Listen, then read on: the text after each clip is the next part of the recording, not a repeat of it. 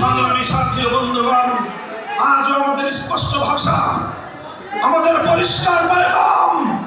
এই পৃথিবীর মাটিতে আমাদের কোনো প্রভু নাই। এই পৃথিবীতে কোন অপশক্তি যদি আমার দেশের উপর, আমার জাতির উপর প্রভুত্ব করতে আসে, তার চোখ আমরা উপড়ে ফেলবো ইনশাআল্লাহ। সংগ্রামী সাথী ও বন্ধুগণ, সুতরাং এই তিন আধিপত্যবাদ বিরোধী সংগ্রামের উপর ভিত্তি করে বাংলাদেশের মানুষের অভিপ্রায়, এদেশের মানুষের চেতনা, এদেশের মানুষের হাজার বছরের ঐতিহ্য,